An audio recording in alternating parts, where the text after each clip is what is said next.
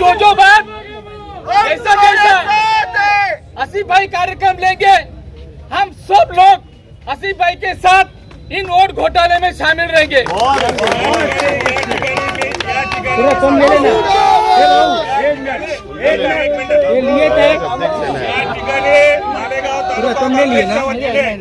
मालेगाव तालुका काँग्रेसच्या वतीने आसिफ भाईंनी जे आंदोलन छेडलंय त्याला काँग्रेसच्या वतीने पूर्ण पाठिंबा देण्यात येत आहे। वोट चोरी ही थांबलीच पाहिजे। त्याच्या संदर्भात ज्या ज्या ठिकाणी आसिफ भाई बोलवतील त्या ठिकाणी काँग्रेसचे सगळे कार्यकर्ते हजर राहतील, या ठिकाणी मी ग्वाही देतो।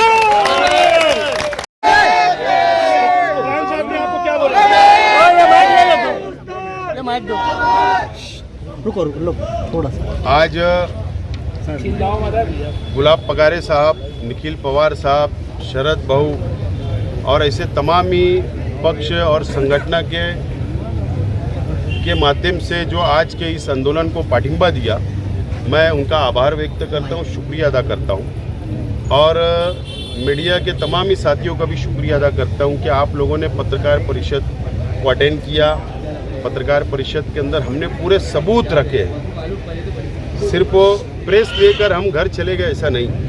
आप लोगों के सामने प्रांत अधिकारी को, जो निवडणूक निर्णय अधिकारी है, जो election officer Malegaon central assembly हल्के के हैं, उनके पास 42,000 वोट सबूत के तौर पर आप लोगों के सामने दिया गया है, मेमोरेंडम दिया गया है। और मैंने उनसे कहा कि आप हमको आज का या कल का समय दें, हम आकर आपको और डिटेल समझा सकते कि सबूत में कहाँ कहाँ से चोरी हुई। ये देश के अंदर जो वोट चोरी शुरू हुई है, ये बहुत ही खतरनाक है इस देश के लिए, इस देश के संविधान के लिए, इस देश के हिंदू मुस्लिम भाईचारा के लिए। क्योंकि जो लोग आज सत्ता पर बैठे हैं, जो लोग देश का नेतृत्व कर रहे हैं, उनका एक उद्देश्य होता है कि समाज को लड़ाओ और राज करो। अब उन्होंने नया आइटम शुरू किया है, वोट चोरी करके सत्ता पे बैठो। और मैंने इससे प्रेस में भी कहा, अभी दोबारा बोल रहा हूं कि मालेगांव सेंट्रल असेंबली के अंदर 42,000 सबूत वोट जो चोरी हुई हमने दिया है।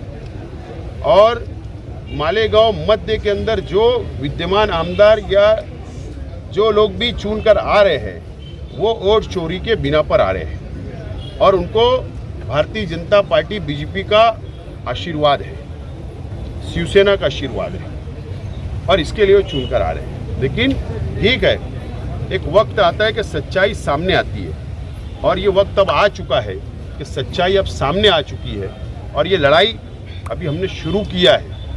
अब ये प्रांत अधिकारी के जिम्मे है कि अब वो लड़ाई को मालेगांव की हद तक खत्म करना चाहते हैं, वो डिलीट करके खत्म हमारी डिमांड को मान के, या अब ये लड़ाई को हमने गली से लेकर दिल्ली तक ले जाना है। हम मतलब हाई कोर्ट या सुप्रीम कोर्ट में हमको जाना पड़ेगा।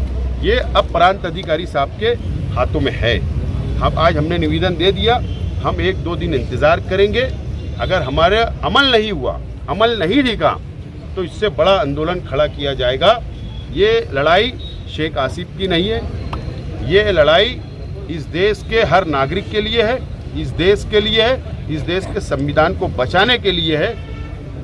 मैं तमाम ही पत्रकार साथियों का शुक्रिया अदा करता हूँ, कार्यकर्ताओं का शुक्रिया अदा करता हूँ। बोगा से एमएलए छोटा, तो बोगा से एमएलए भी है। एमएलए छोटा है, विषय बहुत बड़ा है, ये देश का विषय है, संविधान का विषय।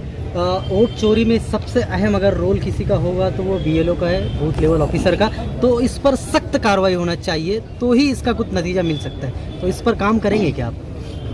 मेरा यही मानना है कि वोट चोरी का रास्ता ही बीएलओ खोलते हैं। वोट चोरी का दरवाजे का ताले की चाबी बीएलओ के पास होती है। जनता तो ऑनलाइन सबमिट करती है, ऑनलाइन वोट बढ़ाती है, लेकिन उसको जाकर स्पॉट पर घर जाकर वेरिफिकेशन करना, उसको आइडेंटिफाई करना कि ये वोट सही है या गलत है, ये बीएलओ तय करते हैं। जब तक वो तय नहीं करते, वोट बढ़ती नहीं। तो रास्ता चोरी का बीएलओ ने दिया है और एक लीडर के आशीर्वाद से दिया गया है।